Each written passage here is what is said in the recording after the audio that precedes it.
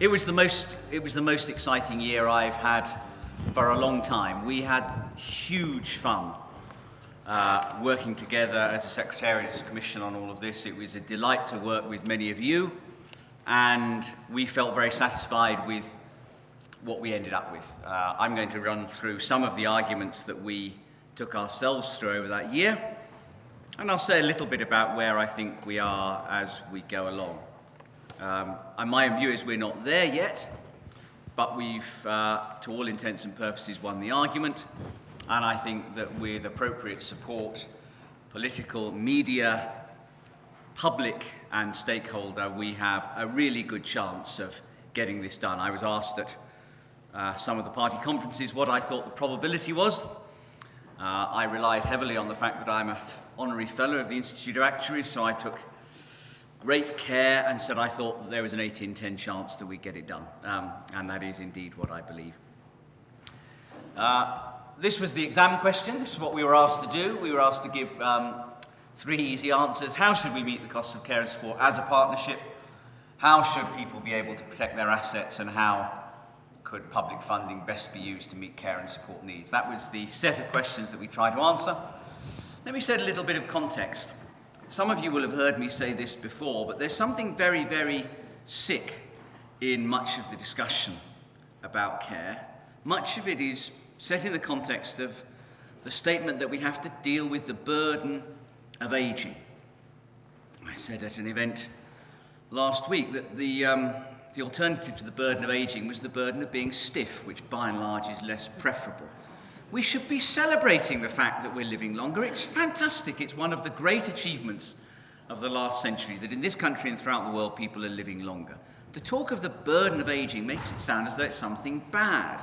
Who here would like to live for less long? Quite the reverse. We all want to go on living and living fruitful, powerful, exciting lives. So we shouldn't be talking about the burden of aging. We should be delighting. We should be celebrating aging. Now, of course, it is true that the number of older people is growing. It's a chart that shows you for various age groups from the 65 to 69 to the 85 plus, what's likely to happen to the number of older people in England over the next 20 years. And the number of people aged 85 and over is indeed going to double. But for somebody who might think that they're going to be in that age group, is that a good or a bad thing? It's manifestly a good thing, and we need to get a better attitude. Of course, there are things that we need to do because the number of older people is growing, and the first thing is be pleased. Stop talking about the burden of aging. It's also worth remembering that people look at these numbers going forward and they say, oh dear, the number of older people is going to grow, things could be very difficult. Well, look backwards. One of the great things about being somewhere that loves data, like this place, is that we know that it's important to look backwards as well as forwards. If we look backwards, this is what's happened to the number of people aged 65 and over in the last century, which, as far as I'm aware, the world has not fallen apart during that period. We've coped with a much more dramatic demographic change than we're likely to see going forward already in the last 100 years. If you look at the number of people aged, this is for 65s and overs, if you look at the number of people aged 85 and over, in 1901 there were 61,000 people aged 85 and over, and now there are 1.5 million, 25 times as many. Has that been a huge problem? No, it's been a great thing. Don't worry about these things. Economies and societies are extremely flexible. All we need to do is change our policies to make sure that we get things right. Then one last bit of context. This is the chart, which is the very, very first chart that I asked my colleagues on the Secretariat to put together. Public spending on older people in England in 2010. We spent about £85 billion on social security benefits for older people, about £50 billion on the NHS for older people, and just £8 billion on social care. It's really important to remember that context. Social care is a tiny part of what we spend on older people. And it's pretty clear to me that if we started with a blank sheet of paper and said, right, we're going to spend nearly £150 billion of public spending on older people, we would not choose to spend just 6% of it on social care. One of the stories that's beginning to get a bit more momentum is the recognition in many newspapers at the moment that an awful lot of money is being spent in the health service relatively inefficiently, spending money that could be spent in social care to far greater effect and needing less funds to be allocated. So we need to think about the balance between all of these. And then finally, is this getting more or less pressing? This is a chart that shows the bottom line is actual spending on older people's social care since 2005-06, and the higher line, the blue line, is what's happened to demand just from demographics. There is growing unmet need. Anybody who works in this area knows that there are serious cases of unmet need around this country at the moment, where there is a need for spend on social care, a need for care to be provided, and it's not being provided. Okay, now let's think about how we should construct this as an issue. How should we think about the challenge? What is it about social care that's special? Why do we need a special policy for social care? Well, we spent a long time on the Commission struggling away to get clarity in our own minds. And this is the chart that does it for me. I am now convinced this is my favourite chart. And it's really, really important. So bear with me as I try to explain why it is that this is such an important way of thinking about social care. Imagine that you're 65. If you're 65, this is the probability distribution of care costs that you face. So there's about a 1 in 4 chance, 25% of 65-year-olds will die before they have significant care needs. And that might be because they live to the age of 95 and then die suddenly without any care needs, or it might be because you die the day after your 65th birthday. About a quarter of us won't have care needs. Then likely care needs start to rise relatively slowly at first, and so the median person, the person who is slap bang in the middle of the probability distribution, will have care needs at the moment of only about £20,000 over their lifetime. Then beyond the median, needs start to rise dramatically. For the top 10% at the moment, it's over 100,000, it could be 250,000 or indeed more. Now, this shape is quite unusual. Most things that we spend money on, that's not what the shape would be. So if you were to ask, well, what's the probability distribution for food? Almost nobody would have none. You'd have to die the second after your 65th birthday to have no need for food. So it starts off positive, and it would rise because some people live longer than others. But it wouldn't rise dramatically in this way. If we looked at this chart for housing, it too would start off quite low and be relatively flat. Here, though, we've got something distinctive, which is that everybody knows there's a risk they could end up with very, very high costs indeed, a risk that they don't control. What else would have this shape? Well, for a 65-year-old, healthcare costs would have this shape. Some 65-year-olds will never have any healthcare needs, some will have moderate healthcare needs, and some will have very severe healthcare needs. For a 65-year-old, the consequences of her or his house being burgled or burned down would have this kind of shape, and also motor insurance. So some 65-year-olds, particularly the ladies, I imagine, won't have accidents. The boys will be more likely to have accidents, and then many of which will involve showing off. And then up here there will be catastrophic accidents. So this shape represents the kind of thing where we all like to pool risks. When faced with this kind of prospect in any area of our lives, what we want to do is we want to share the risk. So we'd much rather all of us pay this much, regardless of whether we actually end up needing something, as a way of avoiding this problem up here. It's a simple piece of human behaviour. We don't like big risks, and so we're willing to pay something to avoid them. In every case, except long-term care needs, that's possible for us. So as far as healthcare costs is concerned, the NHS does that risk pooling for us. Nobody need face the tail-end risk in healthcare. As far as car insurance is concerned, or house insurance, the private sector does it. Nobody need face that risk. I won't do this today because we don't have enough time, but I'm pretty sure that if I asked everybody in this room who had a car and didn't have insurance to raise their hands, nobody would raise their hands, not least because they'd be breaking the law. If I asked everybody in this room who had a house or a flat to raise their hands if they didn't have insurance against it burning down, nobody would raise their hands.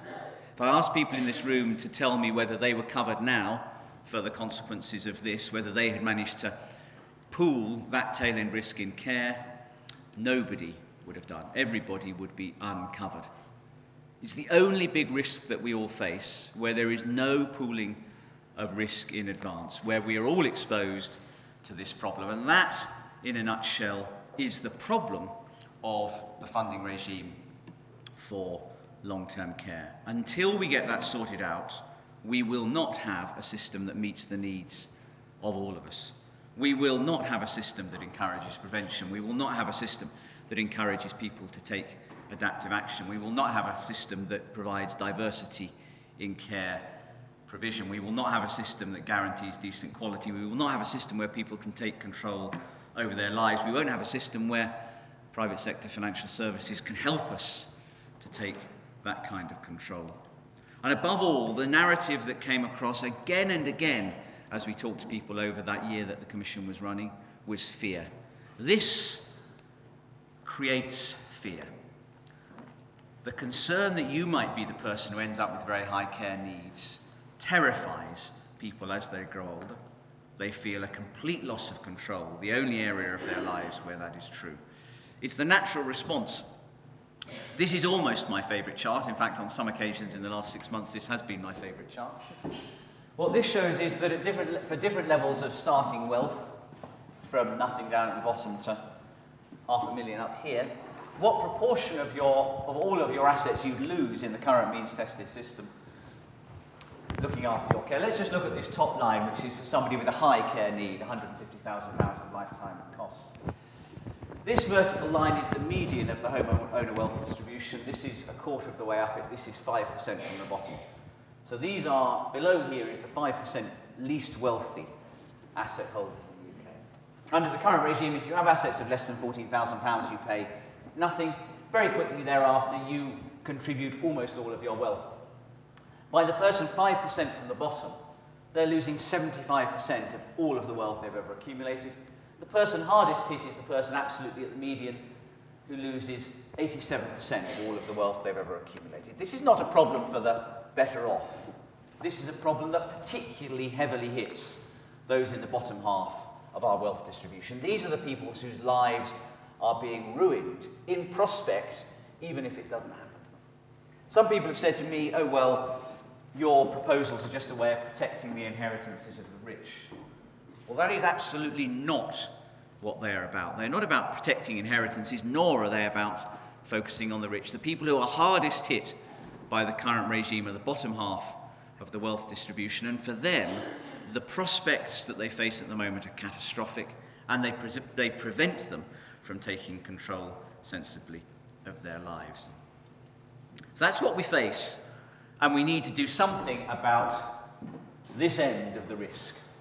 One extreme view will be to say, why don't we do what's done in the health service? We'll just have the government take the whole of this risk. If the government takes all of this risk, then it's dealing with this as well. That's not what we recommended. It's not what we recommended for two very different reasons. The first is a reason of principle, which is that in the countries where this has been done, it hasn't lasted. And so a promise has been made and then been reneged on, because as soon as there's pressure on public finances, this seems to be one of the first things to go. And that seems to me not a reasonable thing to do to people. This is an area where people need to have security of expectation over the very long term. I'm no longer, partly to my regret, but not entirely, I'm no longer a young man, I'm 51. But I hope it will be 45 years before I need this. And so if I'm to plan, I need to believe that the system that's put in place will last for a very, very long time. A system where the state has promised to pay for it all turns out not to be a stable one, not to be one that lasts. So that's one reason for not doing it. The second reason is that if we recommended it, it wouldn't happen. Now, that's not a very powerful argument, because if something is right, then it's worth recommending it even if you don't think it will happen. Our own view is that it isn't necessary, that there are other ways of doing it. The other extreme would be to say, well, why don't we leave this to the private sector? The private sector deals with this in house insurance, it deals with this in car insurance. There are lots of clever actuaries. Why don't we just leave this to the private sector? Well, the reason is that left to the private sector, it doesn't happen. I know I've heard there are one or two people in Whitehall or Westminster saying, oh, we don't need all this Dilnot Commission stuff, why don't we just leave it to the private sector? My response to that, if anyone would say that in public, would be, well, if you can point to one of the 250-odd countries in the world where this is happening, then I'll listen to you. But until you can point to one of the 250 countries in the world and say, yeah, here a voluntary insurance system works, then I suggest you do a little bit better. There are things that a voluntary insurance system can do at the moment.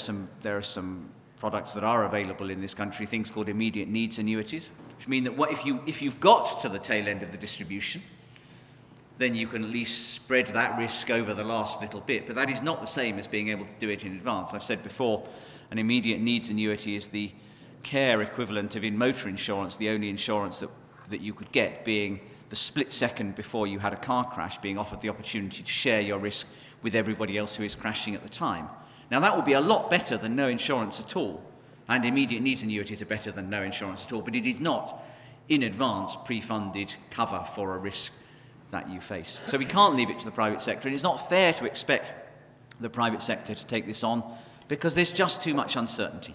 We don't know what it will cost to care for somebody 10 years from now, let alone 20, 30 or 40 years from now. And so it should be no surprise to us that nowhere in the world is there a thriving pre-funded voluntary insurance market, nor, in my view, can there be one.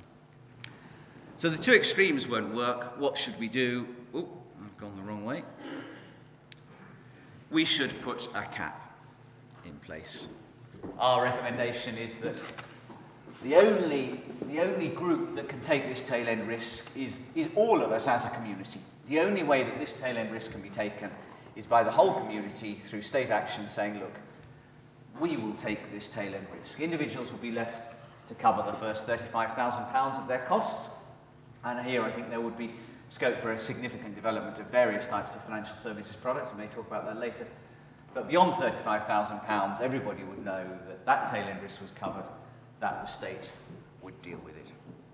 And if we do that, then this is what we would do to the fear that people currently face. We would move from this set of complete loss of almost all assets to this. So the person at the median would move from losing 87% of their assets to 20%.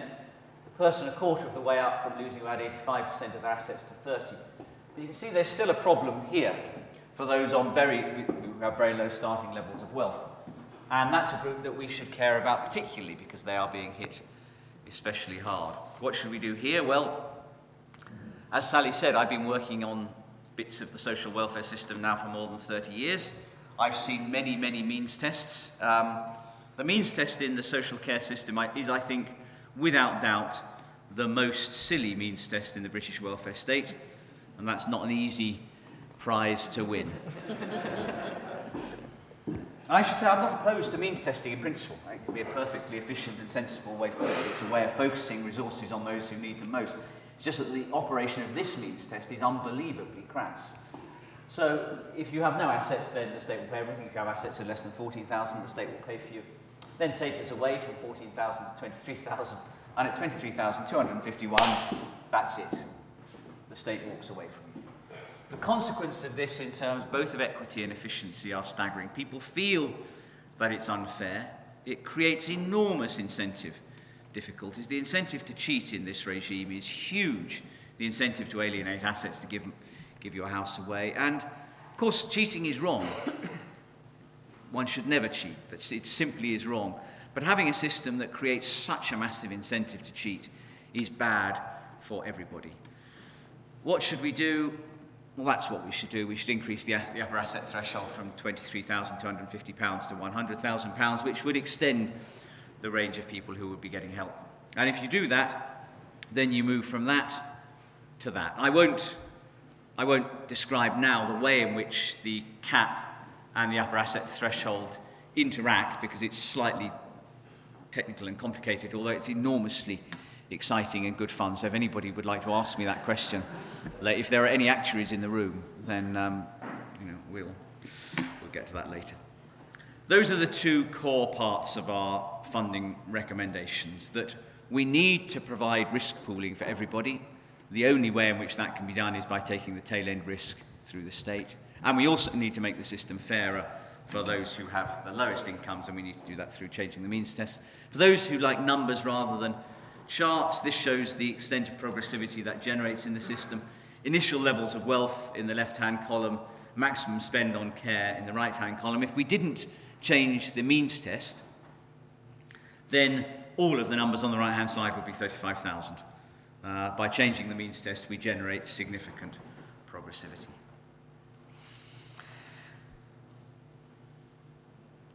Let me say again a little bit about why asset protection matters. It's easy to imagine that the beginning of a care journey is the end of somebody's life. But that isn't the case. The beginning of a care journey could be 25, 35, 75 years before the end of somebody's life. And we particularly want the beginning of a care journey to be a time when people make changes that will make their lives work more effectively. We want people still to be in control. To say that these proposals are just about protecting inheritances would be a bit like saying that the National Health Service is just about protecting inheritances. If people had to pay for their own health care, then people who had serious health problems would end up without inheritances, and then once they'd run out of money, we'd pay for them. But the health service is about making it possible for people to continue to have good and fruitful lives, and so should be our care system. It is not the case that the beginning of a care need is the end of the possibility of a life over which you might want to have control, feel some stewardship, feel empowered. Care decisions can start being made, I know, because my hip gives me a bit of trouble these days, at the age of 50. It's not very long before I should start thinking about what's an appropriate form of housing for me over the next few years. What are appropriate forms of activity? Care is just part of a lengthy aging process, and we need people to feel that they have control over it.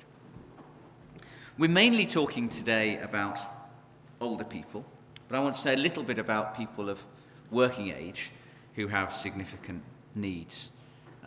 It seems to me that it's reasonable to expect all of us as we grow older to make a contribution to the costs of our care. That's not unreasonable, because most of us as we grow older will have some care needs and we can prepare for them. It doesn't seem to me it's reasonable to say to somebody who has a care need before the age of 18 that they should make a contribution to the cost of that, because actually that's just a risk that is pretty low probability, and they can't have prepared financially for it. And in the end, our argument in our report is that the point at which we say care should be free should probably be 40. If a care need's established before you're 40, then that's a risk that seems to us should just be pulled across the whole population. Beyond the age of 40, we think it's reasonable that people might make some contribution. We talk in the report about general living costs. One of the things that's strongly in our minds is that we don't want there to be any financial incentive for one form of care over another. We think that the funding system should be neutral between forms of care. And if you're having care in your own home, then you will be paying for your general living costs, you'll be paying for your housing costs, your food, your heating. And so it seems to us important that that should also be true in a residential care setting, otherwise we create a distortion. But we're very keen that the anxiety that was being created in Scotland, that on occasion care costs were being disguised as accommodation costs, should be avoided, which is why we think that there should be a cap. Can we afford this? Well, that seems to me the wrong question. Real GDP is 4 times as high now as it was 60 years ago. Afford is not the question we should ask about this as a society. We will spend more on care as a proportion of our total income and wealth over the next few years. There's no escaping that, and we can afford to, because it's a matter of choosing how we allocate resources. The question really is about choice. How do we choose to do this? How much more do we choose to spend, and how do we choose to balance that between the individual and the state? Sticking with what we're asking for from the state, this is a chart. Each of those grey squares is £1 billion of public spending. I'm now sorry that this chart is this colour, because I don't think it should be grey, because public spending is a great thing. It should be something vibrant and exciting, but anyway, that's the colour we chose. These are some of the things we do with it. Over the £697 billion of public spending at the moment, £103 billion on the health service, £85 billion on social security for older people, £44 billion on defence, £61 billion on education. If you add up social care and disability benefits for adults, you get to £27 billion. The cost of making this reform fully implemented, if it was fully implemented now, it would cost £1.7 billion, rounded up to £2 billion. 1/400th of total public spending. Do we really want to say that the reallocation of 1/400th of what we do as a government is something that is too difficult for us now? Do we have so low an opinion of our political leaders as to think that reorganising 1/400th of what we're doing is a big problem for them? And that's clearly absurd. Now, there is a tricky question about where the money might come from. Should that money come from reducing public spending in some other area, from increasing a particular tax? That's something that I think it's appropriate to leave to the political classes. That's not a judgment for me to make. That is a judgment for politics. But to suggest that this is too difficult, that this sum of money in an area that so materially affects so many people's lives is just too big, that doesn't seem to me right. It's also worth saying that this is a huge overestimate of what might be spent in any year coming up soon. Because if it were the case that we were to see legislation introduced, it would take a while, first of all, to introduce the legislation and then for entitlements to build up. So in this Parliament, it'd be very hard to imagine spending anything like this much per year. If the government wants to do this, they could get legislation in place and they could end up spending in total less than that over the lifetime of this Parliament, which is the time when public finances are particularly hard. But by getting legislation in, by giving certainty, they will provide the possibility for both individuals and the care sector, both financial services providers and care providers, to plan sensibly. Now, there are many other things in our report, and I won't go through them in great detail because it'd be much more interesting to hear from you and from other members of the panel. But let me describe them briefly. One is that it became absolutely clear to us that we need a huge campaign of improving information and advice. Information is very poor in this area, and many people, when they get to the point of having care needs, find that they don't have access to the kind of information and advice about different care settings and about financial services. It's really important. We're disappointed with the current state of assessments for carers. Carers are a huge contributor to getting this right. Massive amounts of care provided in that way, and the carers' assessments are not appropriately integrated. The single most unanimous response we had to our consultation was that we must have nationwide eligibility, that we must have portability, that what people describe as a postcode lottery is a huge problem. And so our strong feeling is we need to move to a national eligibility threshold, and as part of that, we should over time move to a new assessment process. The fair access to care services regime doesn't seem to us to be appropriate, although it doesn't seem to us that it needs to be changed before we get reform. We can have reform and then we can change it alongside. And then, of course, we need better integration of health and social care, and that's one of the areas where there is scope for significant saving. And it's clear that we are spending money in the health service ineffectively, which would be better and more efficiently spent in social care. And then finally, it is important to emphasise that while the private sector financial services industry can't solve this for us, with the kinds of structures that we've described put in place, then a hugely greater area of potential for private sector financial services involvement is opened up. And that seems to me to be only a good thing. As long as we have a state system that guarantees appropriate care for those who cannot provide for themselves, then getting a partnership going where individuals and the private sector financial services sector can be involved seems to us entirely helpful in similar ways to those that we've seen in pensions over many, many years. That's the sector which has great expertise in helping to help people make the decisions they'll want to have done. Local authorities, for example, find it very difficult to spend money in the short term to save money in the longer term. It's just very, very hard for a local authority to do that with the current budgeting systems that we have. Much easier for a financial services industry to do that. One of the things about the financial services industry, they're extremely nice people, but they really don't like paying out on claims. It's not what they like. They'd much rather help us not to need to make a claim. And they're very effective at that. And if we have more involvement of the private sector financial services industry, which will be able to monitor the things that reduce the probability of needing to make a claim, but also encourage us to take action that will reduce that probability, that could only be good for all of us. Where are we in all of this? Sally asked at the beginning where we were. When our report was published, we saw a flurry of publicity, and my sense is that we have greater consensus across the whole stakeholder community than we've seen before. And that's been very encouraging. we also had a great deal of consensus across the media. We had pretty strong consensus across political parties. But acting is more difficult than speaking. And now it's acting time for our political leaders. I think what we need over these next 5 or 6 weeks during the rest of the engagement process that I know many of you are involved in, and then over the 2 or 3 months that run up after that to the white paper, is to be pretty assertive. The coalition government in its coalition agreement made very strong statements about what was wrong with the current system, and by and large they were right, and how important it was to change. Our Commission worked very hard to find a degree of consensus amongst the stakeholder community that is involved in this, and I think as a result of the extraordinarily strong commitment of that stakeholder community and users of various types, we've got there. It would be astonishingly disappointing if our political classes, if our political leaders were not able, on the basis of all of that goodwill and, we think, good ideas, to deliver reform. This has been unreformed for much too long. My own view is that the political costs of not reforming it would be very, very great indeed, because the number of people who are involved and the appalling state of the current system mean that it is now long overdue that we should act. I'm confident that that perception will be clearly understood by our political leaders, but it might not be a bad idea if we explained it to them again and again in the next few weeks. Thank you very much.